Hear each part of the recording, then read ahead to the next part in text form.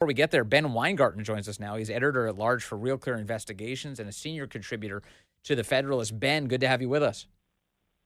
Vince, it's always a pleasure. Thanks for having me. Of course. How contentious do you think this will be this week, these nominees? I'd expect the only thing that could at all temper Democrats' hostility here being the fact that they suffered a decisive defeat at the ballot box in November. But that said, I think to the point of Chuck Schumer saying prior to his recent remarks, he wants to really put the heat on all of these nominees. Republicans have to understand that this is probably going to be, this set of confirmation fights will be the first set of major battles in a political war where we may not see the resistance out there and as overt as they were last time, but the Democrats are going to do everything in their power possible to destabilize, delegitimize, undermine, and subvert this administration. And so that's why my point in this op-ed that I wrote for the Federalist today is that you shouldn't think of each of the individual confirmation fights like a battle on the merits for each individual position. This is actually part and parcel of a much broader war, and Republicans need to show that they understand the stakes of that war, which is that the entire agenda is predicated on having the personnel to execute the policy. You can't show weakness. If you let one scalp be claimed, it will start a feeding frenzy, and it will lead to ultimately a chain reaction that undermines the first 100 days and ultimately undermines the rest of the agenda. So Republicans need to be able to hit the ground running to execute the mandate Americans elected them on, and it starts with passing these confirmations, these nominees quickly. Well, that's exactly right. And they should hold, regardless of what your ideology as a Republican is, if you're squishy or otherwise, you should hold these Democrats to the same standard that they held you to, which is when Lloyd Austin was put forward, all but 7 Republicans in the Senate voted to confirm him. So that's the way Republicans played in the past. And what's going to happen this week is we're not going to see Democrats play the same way. They're going to vote en masse against President Trump's nominees.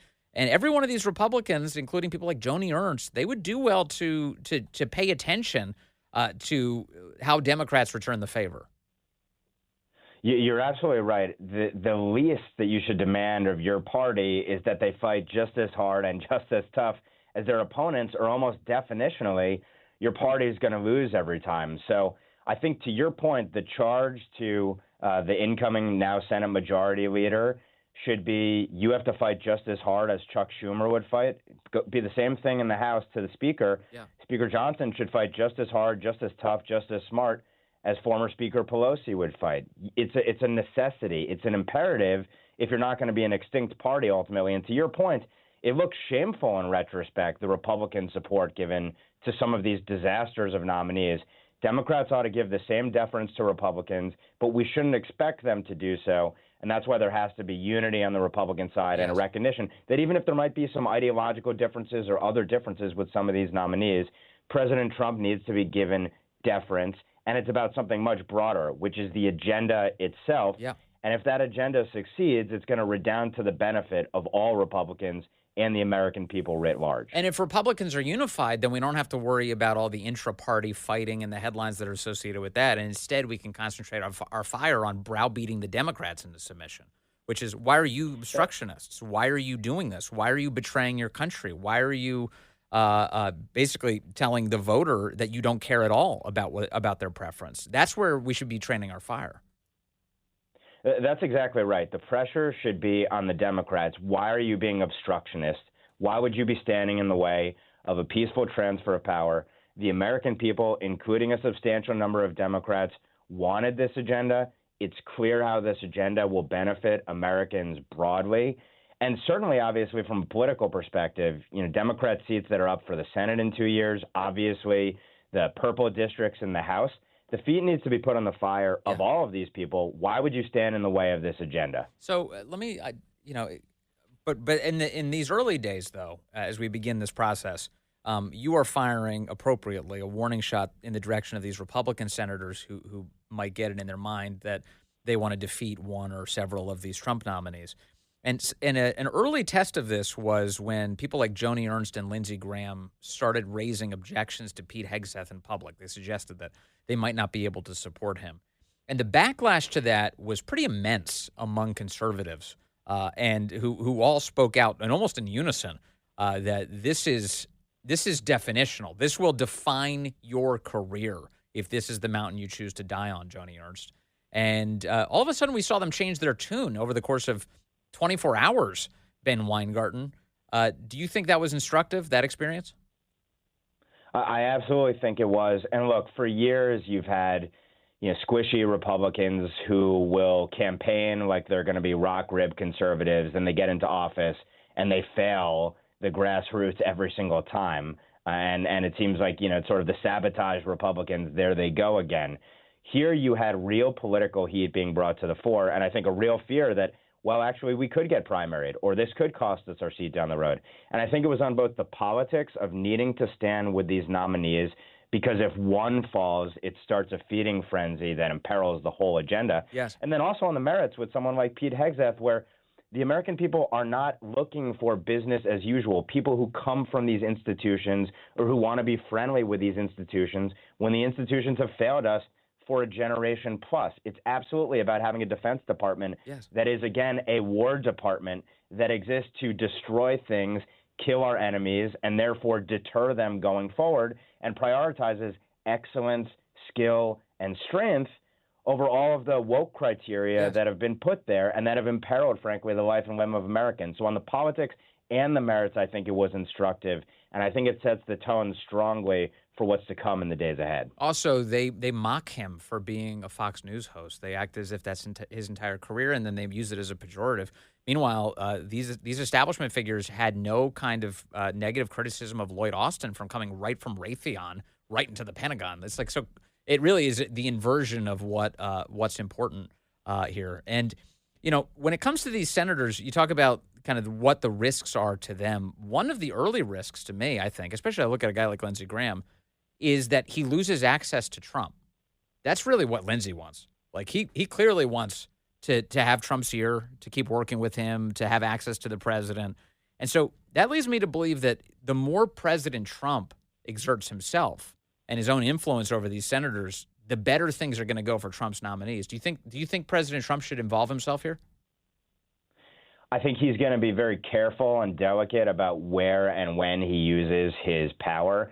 I think it's an instructive example when you look back to the quote-unquote continuing resolution, the stopgap spending so-called bill, where you had this chorus of voices online. You had Doge obviously engaged, and then there was sort of a cascading effect.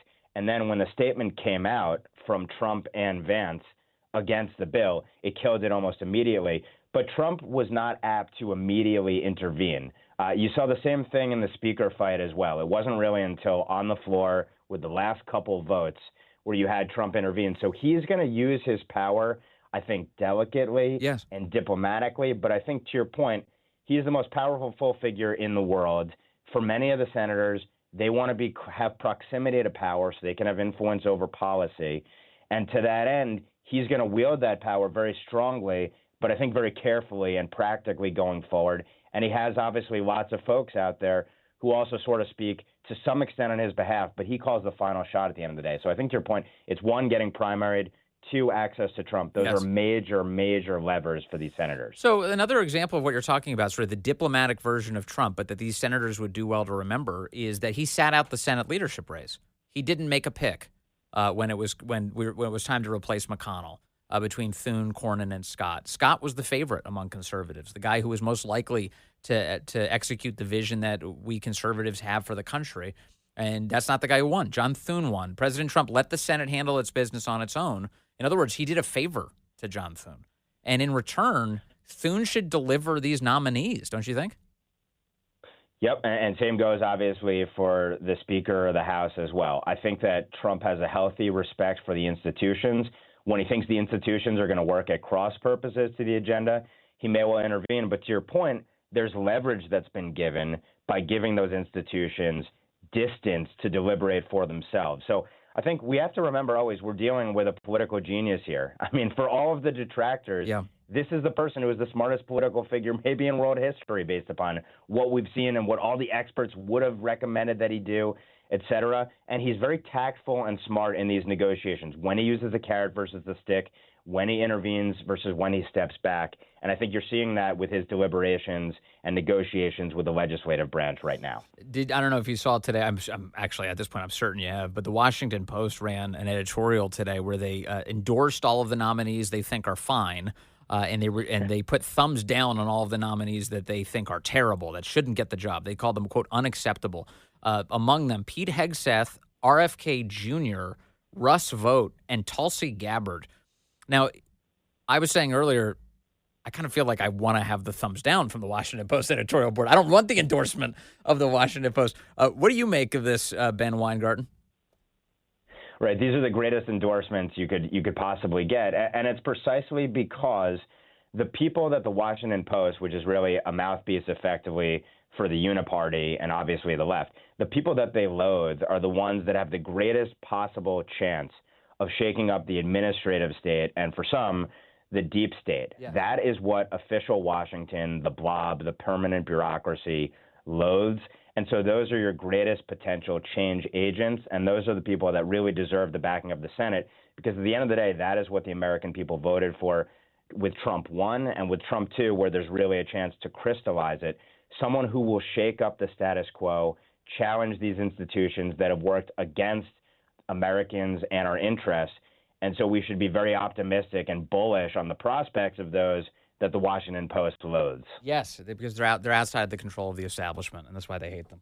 I hope they succeed, and we will be scrutinizing, especially these Republican senators, as the nomination process moves forward. Ben Weingarten over at Real Clear Investigations and at the Federalist today with a great column. GOP senators can prove they know what time it is by confirming Trump's nominees stat. Ben, great to talk to you, sir.